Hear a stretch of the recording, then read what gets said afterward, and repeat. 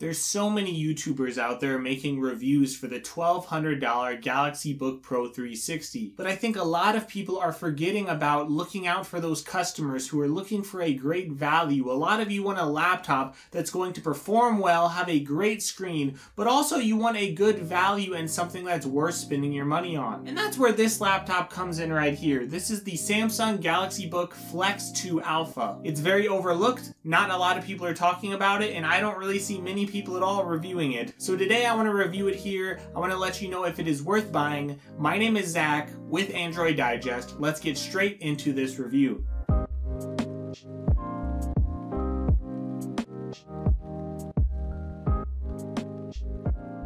Alright, so the first thing I want to talk about is the price and the specs of this device. Now there is a base model of this laptop that starts out at $850. It comes with an 11th gen i5 processor, and it also comes with 8 GB of RAM and a 256 GB SSD. Now that model does only come in the royal silver color, at least at this moment. Now if you want to get this black model, you are going to have to bump up to the next model up. And that device starts at just over $1,000 at $1,050. And it comes with an i7, it's an 11th gen i7 processor, and 16 GB of RAM and a 512 GB SSD. Now this device is really lightweight, it's about 2.7 pounds. Now according to Samsung, this does have a 400 nit display with 400 nits of brightness. It also has an outdoor mode that could boost up the brightness up to 200 more nits. And by the way, the Galaxy Book Pro 360, that $1,200 laptop, it cannot do that. It's a 1920 by 1080p resolution on the display. It's a QLED display. It's 13.3 inches. And of course, this has those Intel Iris Xe graphics. So these are great specs, especially when you consider the price to performance ratio, when you consider the fact that these have really good QLED screens, and when you compare it to the Galaxy Book Pro 360, that device starts at $1,200. So when you compare that base model of the Pro 360 to the i5 version, the base model of the Flex2 Alpha, there's not a ton that's really different, and the price difference is actually pretty large. It's about $350. So as we're going through this review, you have to understand that this device did make a few compromises compared to the Pro 360, but you're saving a lot of money, and I think for most people, you'd rather save the money than get a few of these extra benefits. Now let's go into a little more detail and let's talk about the design of this laptop. So this is an all-metal laptop with a glass trackpad. So I really love the design of it, and I love how it's very lightweight. Again, at 2.7 pounds, it's just a hair over. I think the Galaxy Book Pro 360 is about 2.3 pounds, so it's not that much of a difference as far as weight. You could see here, I have the black version here. Again, the i7 model, it only comes in the black version at this point in time. The i5 model only comes in that royal silver. Now, the feel of the device is not bad at all from top to bottom. Everything feels great to me. Sure, the Pro 360, it might feel a little bit better in your hands, or you might enjoy the feel a little bit more, but I absolutely love the design and the feel of this laptop, and that feel, it does continue when you open up the device, and you'll see a really nice glass trackpad. You're going to have a very premium keyboard. I really love the keyboard myself. You also have a fingerprint sensor here, so you have a lot of premium features on this device. Now, as far as the vents, you do have some vents here to let some air out, and also some vents here on the back of the laptop. You have speakers here on the bottom on both sides. If you look at the left side of the laptop, you have a charger here. So this does not charge with USB-C. That is a big issue. It's a big thing that a lot of people are disappointed in. I really think Samsung just left that off because they wanted you to get the more premium model. But there are $20 chargers available on Amazon. I'm going to have links in the description, so check those out. Now, I do appreciate the HDMI port here. That's really nice. You do see a USB-C port, and you see a headphone jack there. And on the other side of the device, you do see two USB-A ports. You also have this right here, which is an SD card slot, and you have the power button here. Now, one thing I really do hate is this blue light right here. A lot of devices, when you power your device on, there is a light that turns on, but normally it's on the side of the laptop where it's not very distracting. I have found no way to turn this light off, which really stinks. You might have to get something to cover it up if you really don't like it. So if I'm going to summarize the design, I've just got to say It's a very good design. Everything feels very premium, and there's not much that I really think you're missing if you're getting this compared to the Pro 360. The one thing that I think is a really big deal, it only has one USB-C port. I really wish it had two. It does not have Thunderbolt ports, which I think some of you would like. And this has no USB-C charging, and that's a really big disappointment to me. So there are some compromises between this and the Pro 360, but again, the price difference is pretty big. And as we go through this review, you're just gonna have to think to yourself,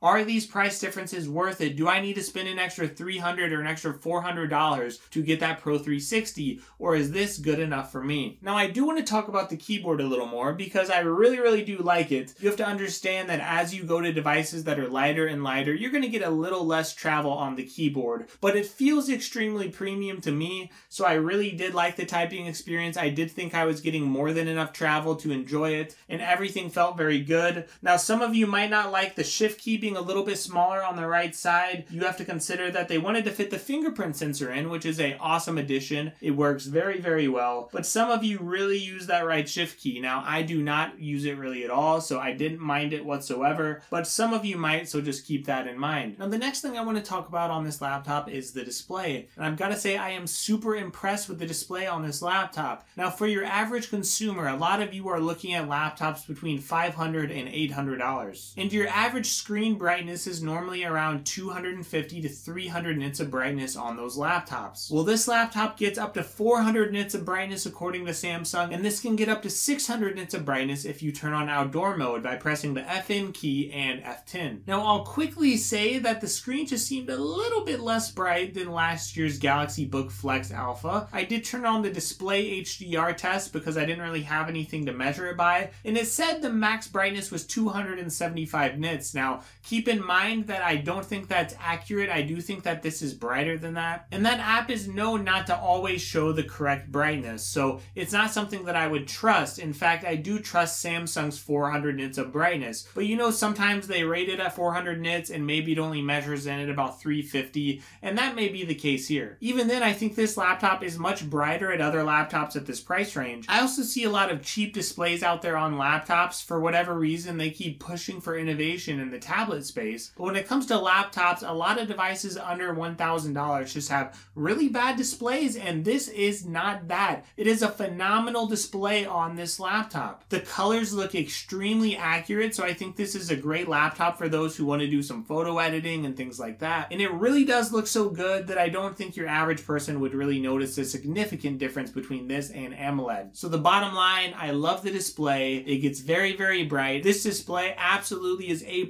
and compared to other competitors around this price range, I think this device is absolutely great, and it's got a phenomenal display. Now, performance is really going to be the same. You're not going to see a big difference again between this and the Pro 360 because the base model of the Pro 360, it does come with the i7 model. I reviewed right here the i7 model of the Flex2 Alpha, but you're not going to see a big difference even between the i5 and the i7. I think the performance is fairly similar, but whether it's the i5 or the i7, I think these perform very similarly to other laptops who use those processors. They're very fast. It's the latest in Intel. It's not quite as good as those AMD processors, but they're still very good. I think they're very fast for your average task, and I don't think you're going to notice very many slowdowns at all when you're using it. Now, if you are curious about the benchmarks I got, again, this is on that i7 model with 16 gigs of RAM, and I did get pretty good benchmarks as you could see here. The big thing you're going to have to think about is, do you do video editing? Do you do heavy programming tasks or things that are going to take a lot of memory? If you do, you might need a little bit of extra RAM. Remember, the RAM is soldered onto this, so you can't upgrade the RAM. You just need to know and ask yourself, what am I using this for? If you're using it for school, you're using it for Netflix and entertainment, you're using it to write some papers, there's no way you need the i7. The i7 is going to be overkill for you, and it's not going to be that big of a difference. So even going up to the Book Pro 360, getting the i7 in this model, I don't think you really need that. I think your average person is really only going to need the i5. Now, if you're someone who does a little bit more stuff on your laptop, maybe you'd like to do some video editing or things like that, or maybe you like to do some extra gaming, sure. Getting a little bit more power would help with that. Even though it's not a huge difference, I think adding that extra RAM will be a big difference for you. So yes, if you're a heavy user, you want to get the i7. Now, one thing you need to know is that this machine is not meant primarily for gaming. So this is a very light laptop. It doesn't have a very big expensive video card or anything like that in it, but it can run some games on low settings. So I did run Fortnite. I ran it at the full 1920 by 1080p resolution. I was able to run it on low settings and it was fairly optimal overall. I also played Lord of the Rings Online. It was an older MMO just to test it out, and I did find I could play that on medium settings. So things like World of Warcraft and other MMOs that aren't very resource intensive, you could probably play just fine, as well as some older games that have been out quite a while, maybe like Skyrim or things like that. But this laptop does perform great day to day, and this laptop is great for resource intensive work, but because it's a thin and light laptop, it's not meant primarily for gaming. Now, one thing I really like about this laptop is the software that it comes with. So there's a whole bunch of Samsung apps that come on this laptop, and a lot of them are very similar to the Pro 360. Admittedly, the Pro 360 does have the Quick Share app that this device does not have, and it will not work on it. But outside of that, this device has almost all of the apps that the Pro 360 has, and even though some of them don't come on the device, you could also download them and get them to work. For example, Samsung Smart Switch you can download and you can get it to work on this device. But this device does come with the Galaxy Book Experience app, and it does come with Samsung Flow. So if you get your Samsung phone, you can actually connect the two and have a lot of great integration between the two. And if you don't have a Samsung phone, you could still use the Your Phone app, and you could actually have your text messages and a lot of other notifications going right to your laptop. So there's a lot of great integration between Android and between this device, so I absolutely love that. And another app that I love is the Samsung Settings app. And one reason why I love it is because there's a lot of handy things on there that a lot of laptops do not have. For example, I like to leave my laptop in hibernation mode. And I think hibernation mode's a little bit better because sleep mode does use a little bit more of your battery, and hibernation mode's a little bit of a deeper sleep that turns off a few more things running in the background. But if I turn on hibernation mode on my desktop or on a laptop, you normally can't wake up your device unless you press the power button. But this device is different. In the Samsung settings, you could turn it on to where when you flip open the laptop lid, it will wake up your device not only from sleep, but also from hibernation mode as well. That's an awesome feature I really like. If you want to extend your battery's longevity, you have to keep in mind that batteries typically wear down the most when you're charging between 80 and 100%. So you could actually limit your device to only charge to 85%. And this will allow your device's battery not to wear down as quickly, so you get a little more longevity out of it. Of course, you will have less battery life in the normal day-to-day, but it's a good way to make sure your battery does last in the long run. So the Samsung settings on this device are phenomenal. I absolutely love the integration it has with Galaxy phones and with normal phones that even aren't Galaxy, like my Google Pixel 5. And even though this device doesn't have all the apps that the Galaxy Book Pro 360 has, it does have most of them. I think it has most of the important apps that you're really going to want, and I think the Samsung integration just works great with this laptop. So let's talk about battery life. The battery life on this device is okay. It's good. It's definitely not great. It's not up there with the most elite laptops, and it's not going to be as good as the Book Pro 360. This does have a 54 watt-hour battery. It's a 4-cell battery, but when you compare that to something like the Book Pro 360, I'm pretty sure that laptop has like a 68 watt-hour battery, and the difference between 54 and 68, that's a decent little chunk. Yes, I think you will get better battery life on the Book Pro 360, but I think this still has pretty good battery. I would say in my testing, I got between 6 and 10 hours of battery life. It really just depended on what I was doing. If I was doing more intensive stuff, and I really like to leave the brightness very high, I would get closer to 6 hours, but that's with the brightness at like 400 nits, right? But whenever you have this device and you're just casually using it on the web and doing web browsing, writing a paper, doing stuff like that, I think you'll get closer to 8 to 10 hours. Battery life really does vary depending on all the things you have going on in the background. So overall, I'll just say this battery is decent, it's good, but it doesn't have Intel Evo certification, right? This device as a whole doesn't meet that certification, and I think one reason is the battery life. So it's good, but it's not great. Now, when we think about compromises, you might be wondering what compromises this device has, especially when you're comparing it to the Book Pro 360. I've already mentioned USB-C charging not being available on this device, no Thunderbolt ports, and no AMOLED. And of course, you are missing a couple of Samsung apps as far as that Samsung integration. But one other thing that you're really going to be missing is the S Pen. So the S Pen does come with the Book Pro 360. It does not come with this device, but you need to know that other Windows pins will work with this device. So this does work with Windows Ink pins. It works with other Windows pins out there, like the Wacom bamboo pins out there. So if you are looking to get a Windows pin, if you're looking to get a stylus that works with this, I will leave some in the description so you could check those out. Now, the one other thing that is just something we need to talk about is the webcam.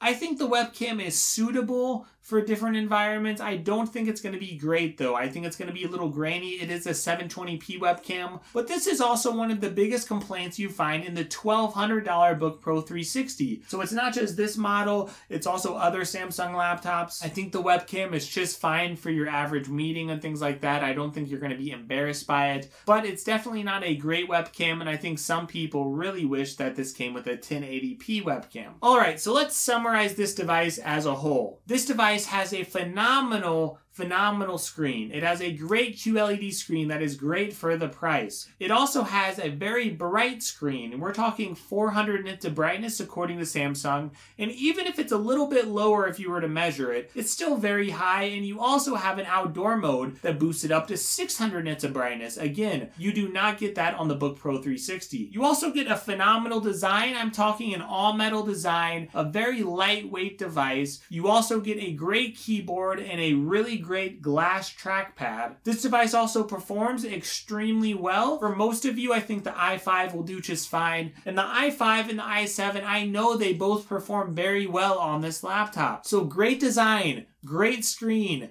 great performance, and you still get good Samsung integration, not great but good, and good battery life as well. So if you're looking at the cons of this device has no USB-C charging. It does not come with the stylus. It does not have Thunderbolt ports, which again, a lot of you don't care about Thunderbolt ports. A lot of you wouldn't use the stylus, and even if you did, you could just get another pin out there like a Wacom bamboo pin. As far as USB-C charging, yes, that's a big deal because a lot of you probably have USB-C chargers in your home. But there are chargers out there from other brands that are at about $22, and they will do just fine for your device. So you have a lot of great features, and this device in its base form, when you think about performance and the design and the battery life, when you think about how this device looks on the display, it is very good across the board. Some of you want every little feature out there, and if you're looking for every little feature, you want to check every box, then sure, go ahead and get the Pro 360. I think some of you should get that model. Just keep in mind, it can get very, very expensive, especially if you need more RAM. So again, if you're looking for the best bang for your buck and you're looking to save some money, but you still want a great device, I think the Flex Alpha 2 gives you the better value overall. And I think you get so many great features on it. You do get great performance, a great display,